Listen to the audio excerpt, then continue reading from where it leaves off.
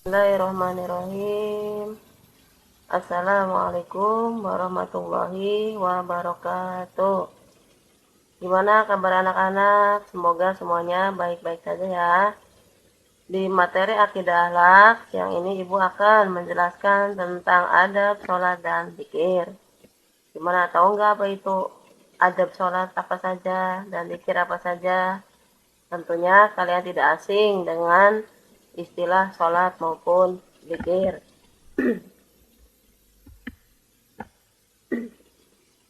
Dalam firman Allah disebutkan, Ud'uni astajib lakum. Berdoalah kepadaku, niscaya akan kuperkenankan bagimu.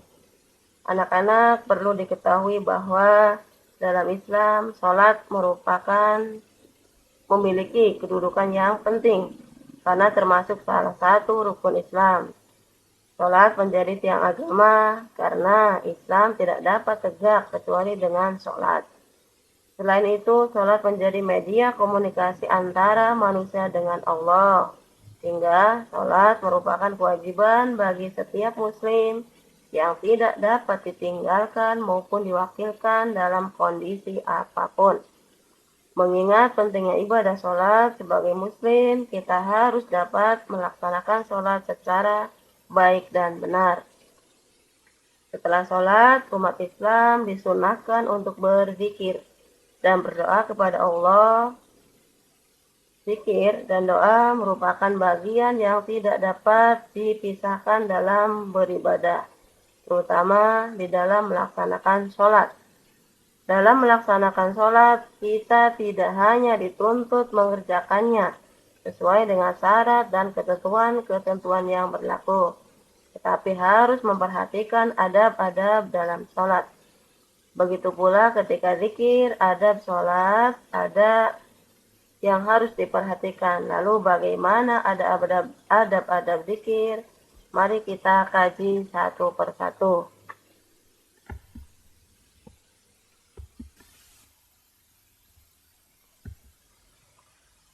Anak-anak, pada materi kali ini kita akan menjelaskan tentang yang pertama pengertian sholat dan zikir, yang kedua dalil tentang perintah sholat dan zikir, yang ketiga kita akan membahas adab sholat dan adab zikir, yang keempat hikmah perilaku orang yang menerapkan adab sholat dan adab zikir dengan benar. Anak-anak, yang pertama akan kita bahas adalah pengertian sholat dan zikir. Sholat menurut bahasa artinya doa. Adapun sholat menurut istilah yaitu suatu ibadah yang tersusun dari beberapa perkataan dan beberapa perbuatan yang dimulai dengan takbiratul ihram dan kemudian diakhiri dengan salam dengan memenuhi syarat dan rukun-rukun tertentu. Itu pengertian sholat. Lalu zikir menurut bahasa adalah mengingat atau menyebut. Dan zikir menurut istilah adalah mengingat Allah dengan cara menyebut sifat-sifat keagungan Allah, memuliakannya. Nah, bagaimana tentang dalil sholat? Dalil sholat banyak sekali dibahas di dalam Al-Quran maupun hadis. Ibu ambil ayat-ayat di antara perintah sholat itu di antaranya di Quran surat Al-Hajj ayat 77 yang berbunyi Bismillahirrahmanirrahim. Ya ayyuhalladzina amanu rka'u wasjudu wa'budu rabbakum waf'alul khaira la'allakum tuflihun. Yang artinya, wahai orang-orang yang beriman, rukuklah, sujudlah, dan sembahlah Tuhanmu, dan berbuatlah kebaikan agar kamu beruntung. Quran Surat Al-Hajj ayat 77. Kemudian berikutnya tentang dalil perintah zikir. Dalil tentang perintah zikir, ibu ambil di Quran Surat Ar-Ra'd ayat 28. Di situ disebutkan Bismillahirrahmanirrahim. Alladzina amanu wa tatma'innu qulubuhum bi dzikrillah. Ala bi dzikrillah tatma'innul qulub.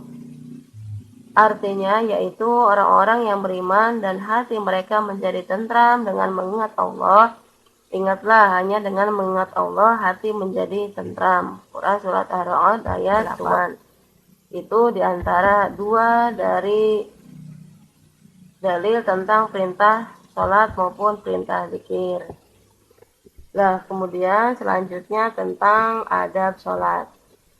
Nah, kenapa kita perlu memperhatikan adab sholat? Jangan sampai ketika kita sholat hanya gerakan-gerakan semata sehingga tidak meninggalkan bekas ya di antara hati kita, sehingga jangan sampai ketika sholat hanya selesai begitu saja.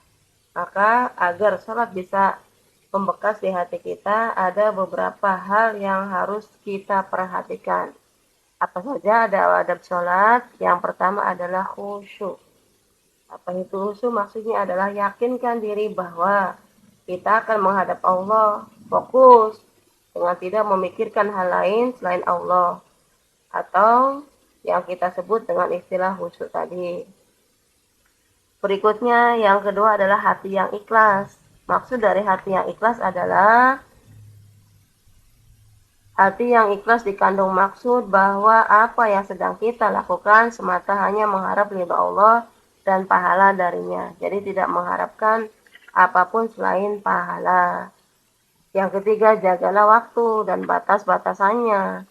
Di mana waktu sholat itu mulai dari dikumandangkannya kita dengar adzan, langsung kita bergegas melaksanakan sholat, jangan sampai nanti-nanti sehingga akhirnya apa? Akhirnya habislah waktu-waktu sholat. Dan kita tahu batasan-batasannya di antara sholat satu dengan sholat yang lain. Yang keempat adalah menjaga kebersihan dan kesucian tempat sholat dari najis-najis yang ada. Ya, jadi usahakan bahwa ketika tempat sholat, yakinkan bahwa tempat sholat itu bersih dari najis. Misalnya kotoran cakrak, ya, kotoran ayam, dan lain sebagainya. Kemudian yang kelima, menyingkirkan gambar atau tulisan atau apa saja yang mengganggu kekhusyuan sholat. Ya, misal foto-foto atau gambar-gambar yang sekiranya mengurangi kekhusyuan sholat. Yang keenam, memakai pakaian yang kita dianggap terbaik. Ya, jadi usahakan pakaian yang kita pakai adalah pakaian yang bersih, bukan berarti kemudian yang terbaik lalu baru. Kemudian yang ketujuh adalah menyesal serta bersedih. Jadi anggaplah bahwa sholat yang kita lakukan saat itu adalah sholat yang terakhir. Jadi sehingga bisa menanamkan hati kita bahwa kita akan berpamitan dengan dunia, sehingga kita bisa tertanam rasa nyesal dan sedih. Kemudian yang kedelapan, melakukan dengan khusyuk. Khusyuk dalam arti dengan sholat kita tidak memikirkan hal-hal yang lain. Lalu kemudian berikutnya tentang adab-adab zikir. Nah, semoga tadi yang ibu-ibu sebutkan dalam adab-adab sholat kalian bisa memahami. Lalu berikutnya bagaimana adab zikir?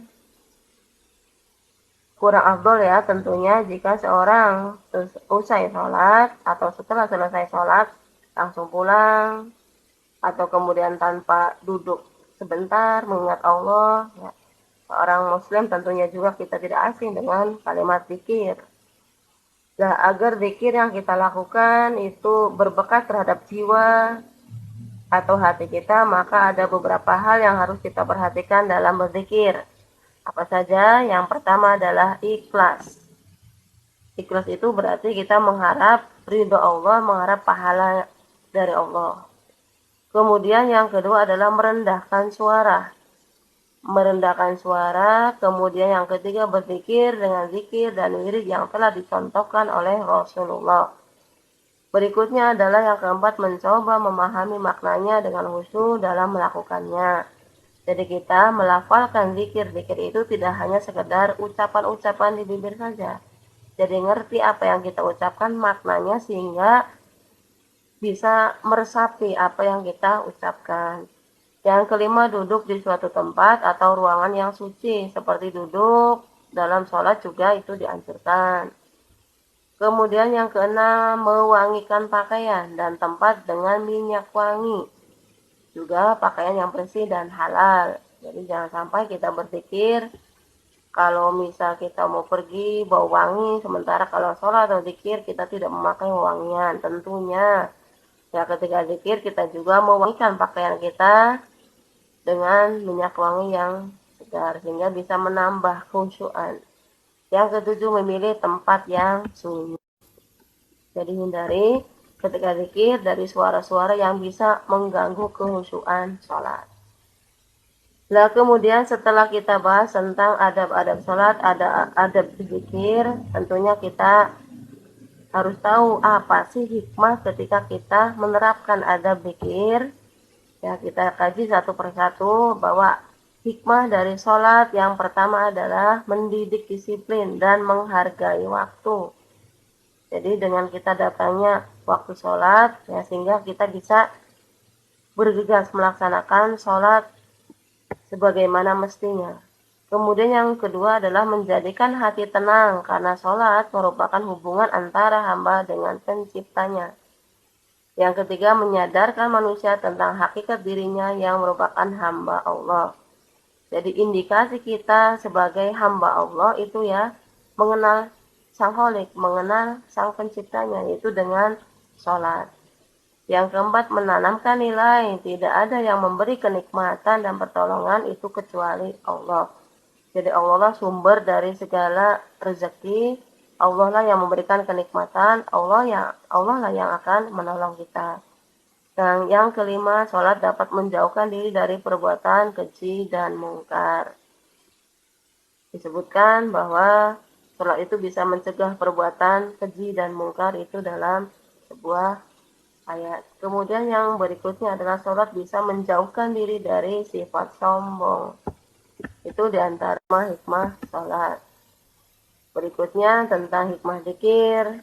Hikmah dzikir apa saja sih yang akan didapatkan ketika seseorang menerapkan adab dzikir? Yang pertama, hikmahnya dzikir adalah satu, membuat orang lebih bersemangat untuk berusaha.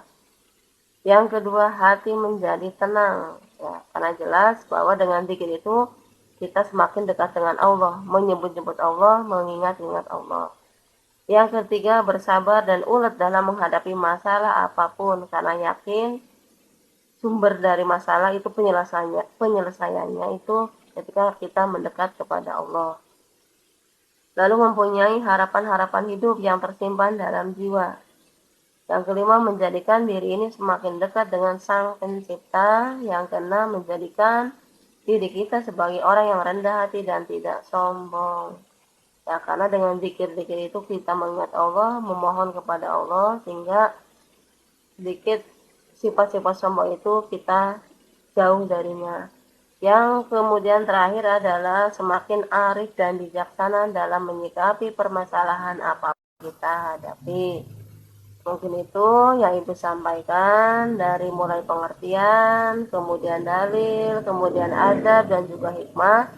Semoga kalian bisa memahami. Sekian, barangkali Ibu punya ada salah kata, mohon maaf. Assalamualaikum warahmatullahi wabarakatuh.